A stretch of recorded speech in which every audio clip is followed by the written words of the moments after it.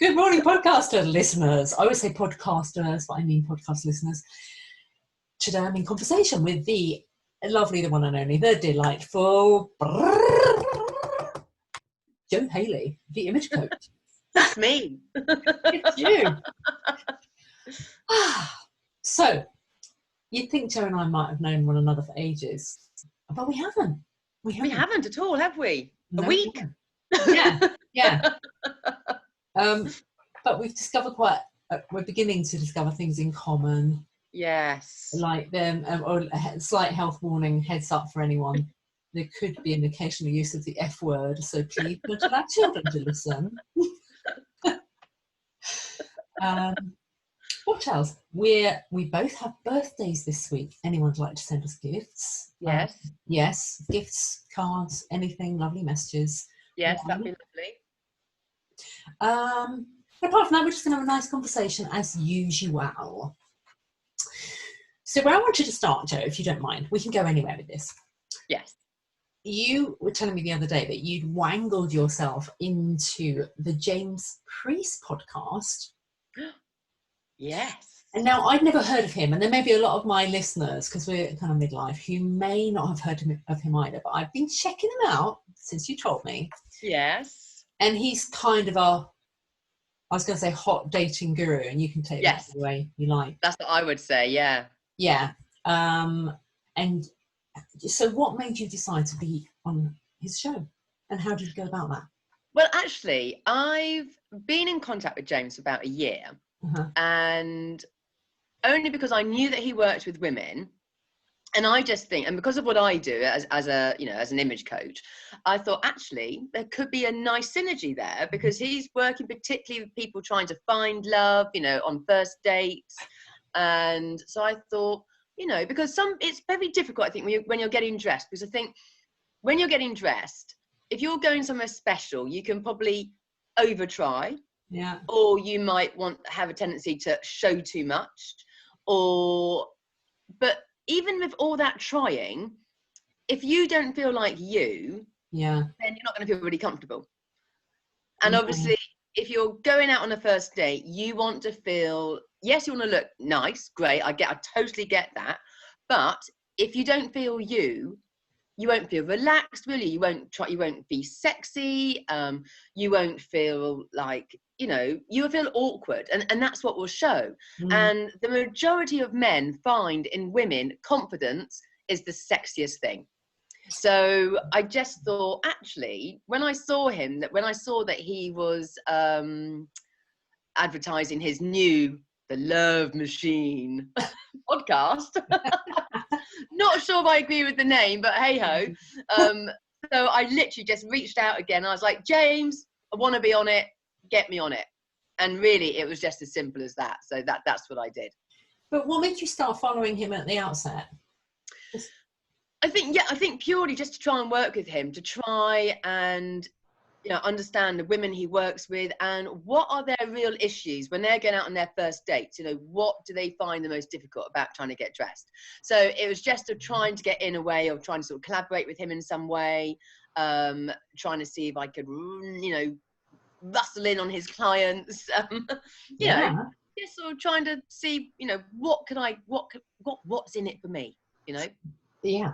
But what was it? Was that just gut instinct that made you do that? Or had you followed some kind of plan where someone had said to you, right, the thing to do, Jo, is go find a guru? Oh, God, no, I'm really sorry. I'm definitely a fly by the seat of my pants woman. Planning? What's that? Yeah. I'm glad you said that, because that really appeals to me. And because it appeals to me, I suspect it may well appeal to the kind of people that listen to this podcast.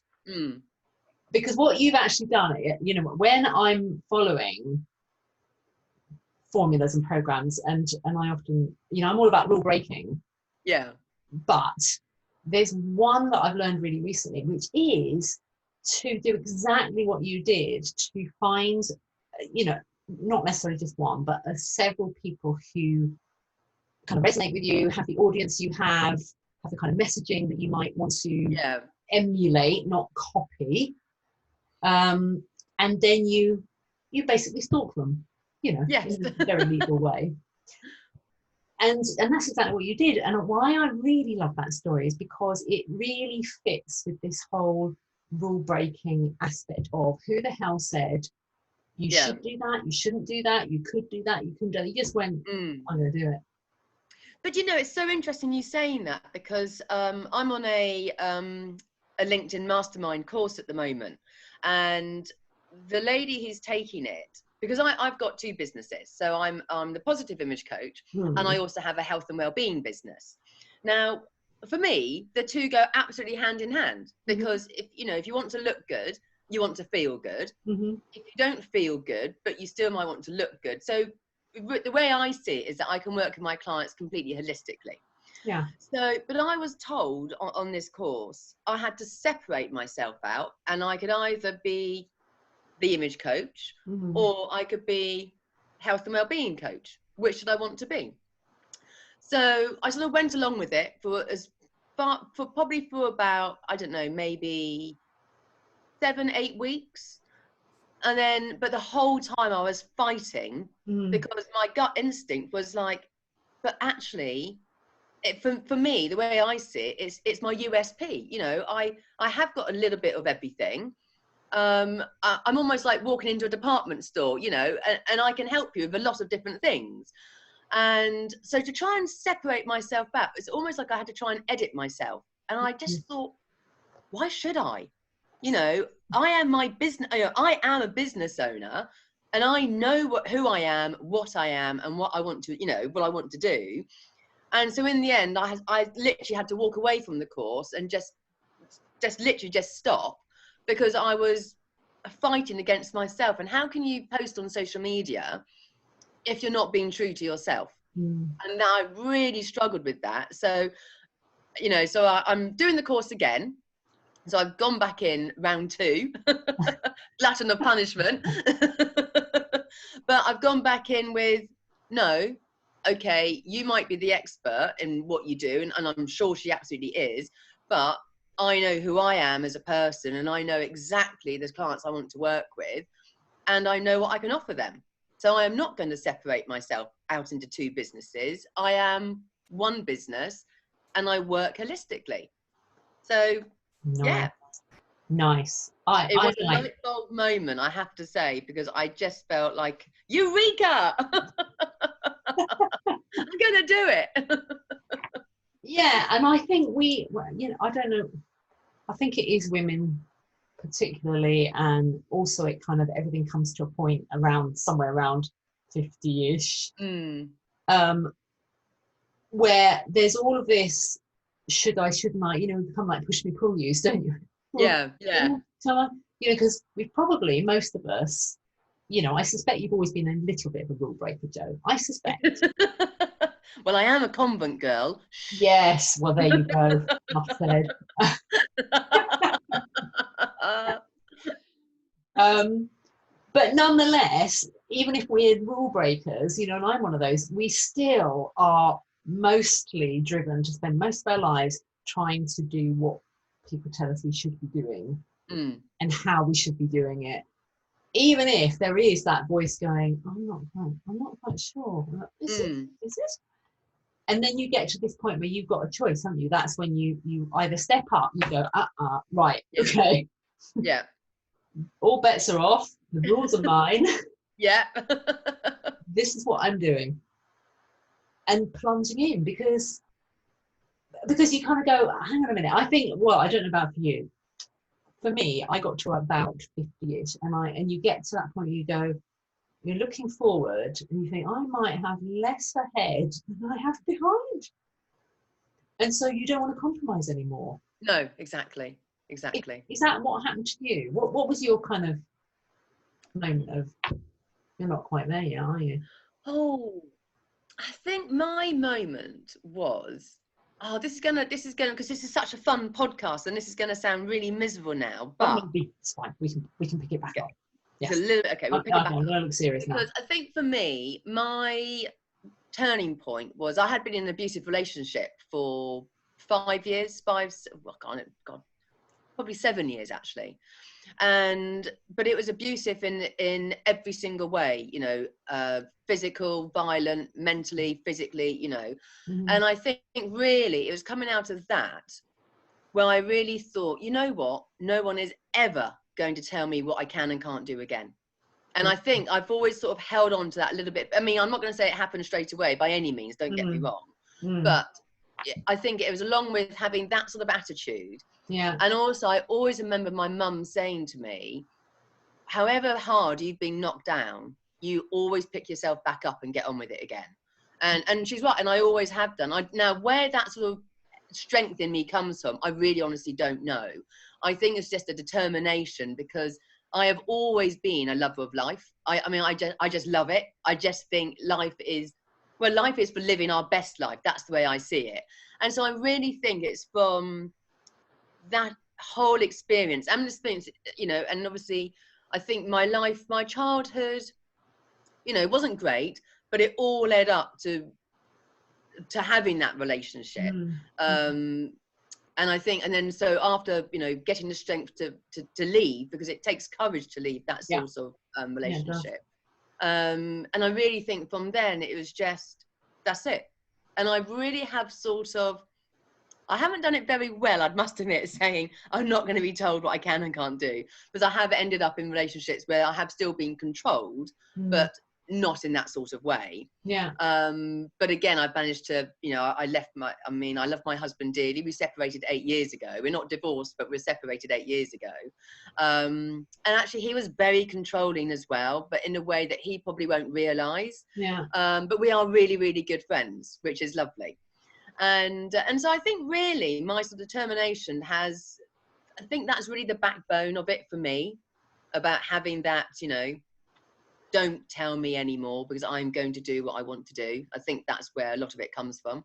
I like that. But how long ago was that abusive relationship then? How long ago did that end? So it started when I was 21. Yeah. And left when I was, I think I was 27. So yeah, and those are really quite strong, you know, sort of strong years, aren't they? You know, that you're changing a lot within those years. And I was a mother to his 2 young children. They weren't my children, to his children.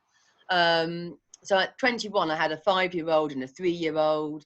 And it was really, so it was, I'd say it definitely from that. Yeah, that's really interesting, because that's obviously, as I said before, you and I have never met before, so we kind of just but I had a similar experience, I'm glad to say not for as long as you had to experience it. So from when I was 25 and I'd come out and have my degree, I ended up in a physically abusive relationship as well.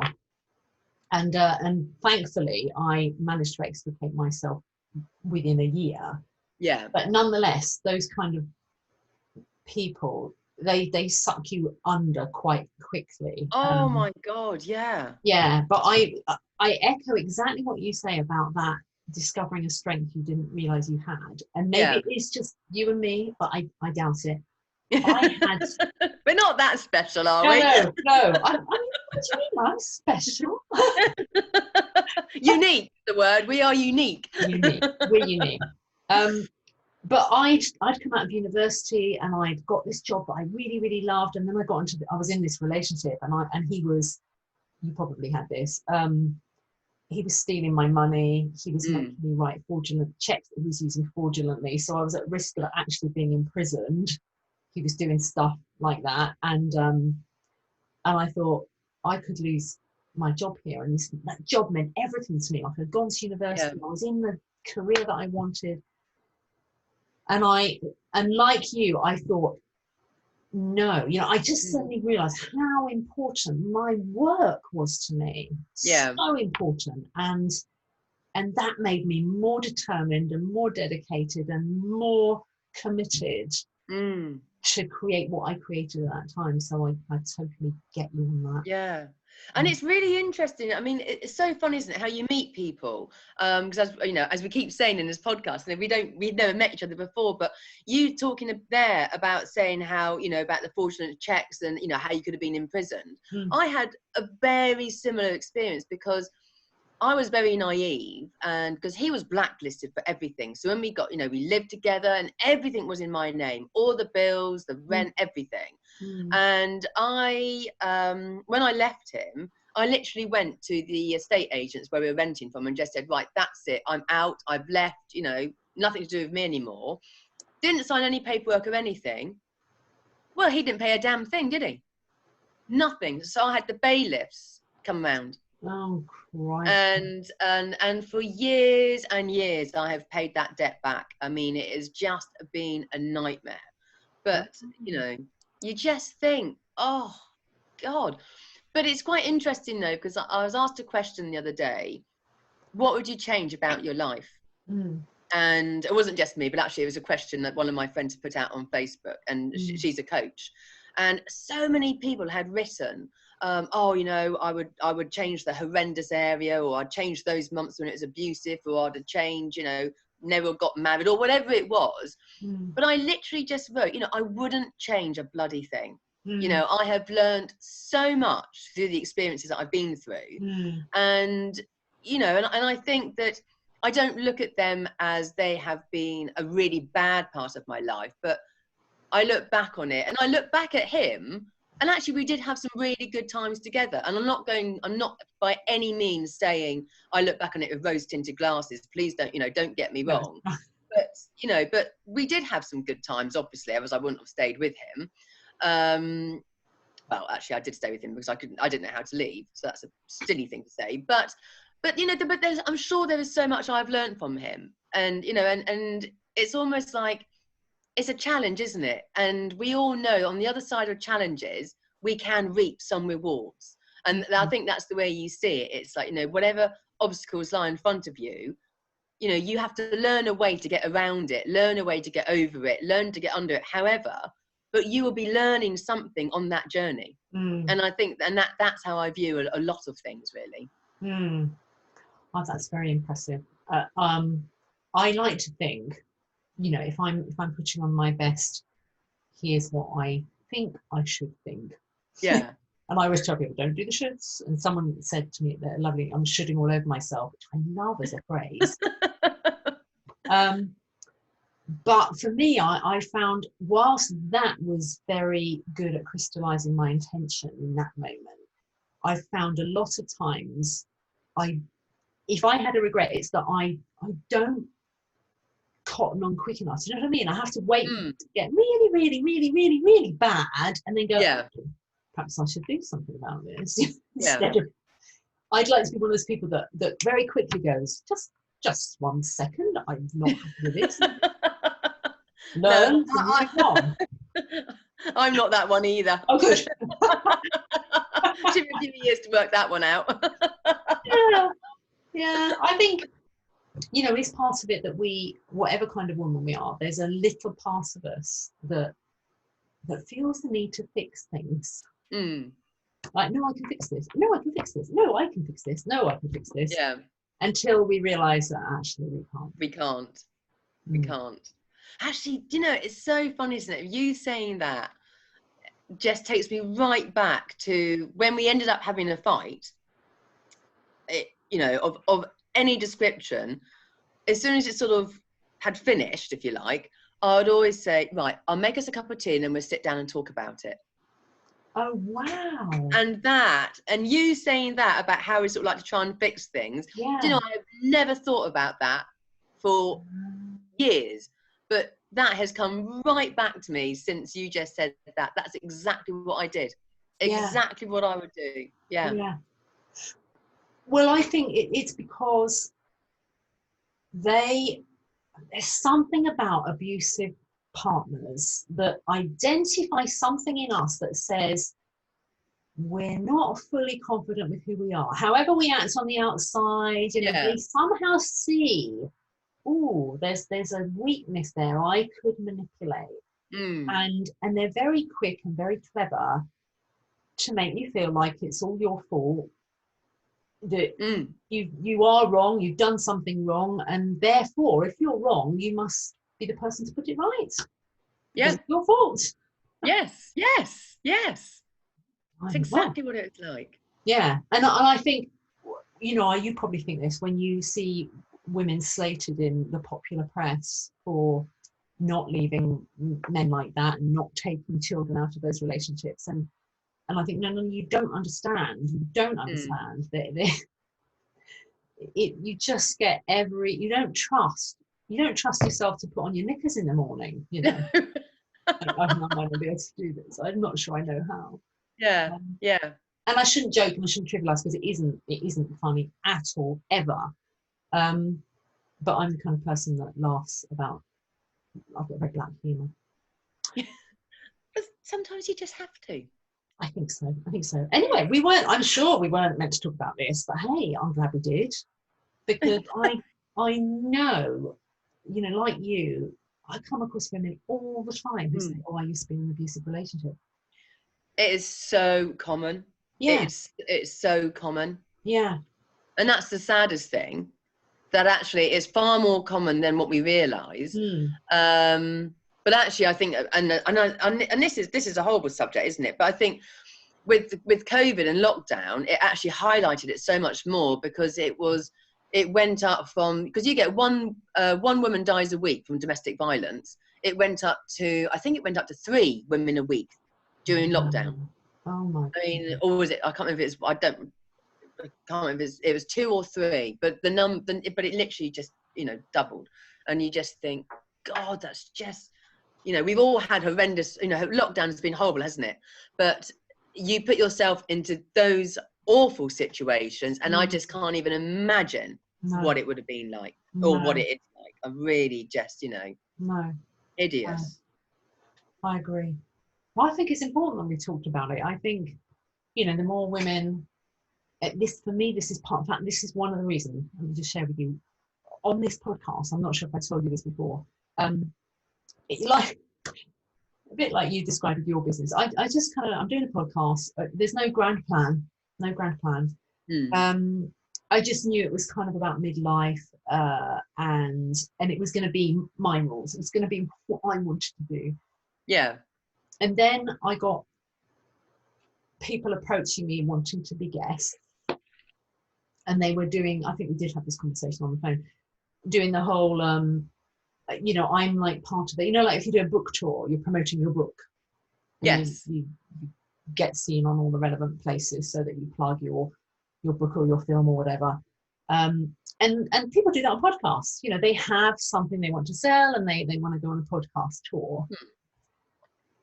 And I, rightly or wrongly, I didn't really want that. I thought, no, I don't care that you've got lots of listeners. And I was listening. I thought, you are good to listen to. Yes, you've got good information. But the point was 90%, 95% of men. Yeah. It's really hard to get women on this show. Yeah. Come on, women, get out there. Yes. Because they're not doing what you did with James Preece. They're not going, oi, I want to be on your show. They're waiting, you know, for something. And I find that a bit sad. So I'm determined that it's not about how big is your list. No, but I think you also think it's got to be about self-belief. You have to believe that whatever you do, you know, that you are the right person doing it. And so, you know, when I heard that he was putting out his podcast, I was like, well, I definitely want to be on that, because, you know, he's got a good following. He's got a good reputation in the industry. And it was just like, yes, I'm going to do it, and I will keep doing it. And I think one of the things, have you read the book? Hang on a second. My laptop's sitting on it. Oh. Think and Grow Rich, Napoleon Hill. Yes. Love that book. And because that really is teaching you, isn't it? It's all about self-belief, self-confidence, you know, believe in what you really, really want. And who's to stop you from going out there to get what you really, really want? The only person that's really stopping you is you. You're totally right. And I agree with you. And I've read that book, and it is a great book. And every girl on the planet will tell you to read that book. So if you haven't heard from it, I'll just say that again. Napoleon Hill, Think and Grow Rich, for anyone that's listening. But it comes back to the same point of, I'm sure you and I did have this conversation, it is about men telling, we're being given advice, perfectly good advice, but it's all about men telling us what to do, and how to think and how to behave again, and how to run our businesses. And that's not their fault. There just aren't enough women out there writing equivalent books. Or, you know, if you think about it, who is there? Oprah Winfrey, Ariana Huffington. You're asking the wrong girl now, because I'm not very good. No, but I'm doing it deliberately because that silence was perfect. Because while you're talking about this, you probably think I'm trying to find. There was this great article that was sent that was about the leaders of the world, and the countries during COVID that got it right, and the countries that got it, here it is, and the countries that got it wrong. Now, the countries most affected by the coronavirus are the USA, Brazil, Russia, Spain, the UK, Italy, and France. All their leaders are men. Mm-hmm. Okay. The countries that are recognised at having managed the crisis best are Germany, Taiwan, New Zealand, Iceland, Finland, Norway, and Denmark, and all their leaders are women. Is that right? Yeah. Oh, that's great. That's great. Thank you for sharing brilliant. That. Yeah, thank you for absolutely that. Brilliant. Come on, women. Yes, come on, women. Right. I think that's a lovely. I kind of come into a close thing, but before we do, I just wanted to, because we've not talked about image at all, and okay, that's great. I know, but I wanted to say, because I watched your lovely video the other day, and for those that don't know, Jo does just great videos where she'll demonstrate stuff, and for those of us like me, like I've reached that age where I'm not sure, I never knew how to put makeup on, but I haven't got a clue. Like, what do you do when you did a beautiful demonstration of hooded eyelids and and crow's feet and leaking lipstick and all of that stuff, and you're good at all kinds of lovely things. And I bet, do you do clothing as well? It's not just, it's all image, the whole thing? No, so I do. I'll tell you quickly what I do. Yeah, do. So I do colour analysis, makeup masterclasses, body mapping. Body mapping is actually where I draw around your whole body shape, so you actually physically see what your body looks like. Styling. I weed people's wardrobe, so I go in there and take out the nasties they don't wear, and I show people how to shop. Love it. It sounds like the topic of something else completely, but let's park it there. Can you share some way people can get hold of you if they want to find you? Yes, of course, I'd love to. So I have a website, which is thepositiveimagecoach.co.uk, or I'm on Facebook as The Positive Image Coach. I'm on Instagram as The Positive Image Coach. Well, there's some lovely consistency. So there we are. Exactly. I like it. Yes. Well, thank you so much for being my lovely guest. You're so welcome. It's been a pleasure. And we'll speak soon, and maybe do another podcast soon. Yes, that would be amazing. Thank you, and I'll listen to you, or rather, I won't listen to it. You know what? This is typical. I always do this. My podcast can't get the words right. I call anyway. Thank you, everyone. Thank you all the time. Maybe. No wonder I haven't got loads of listeners. I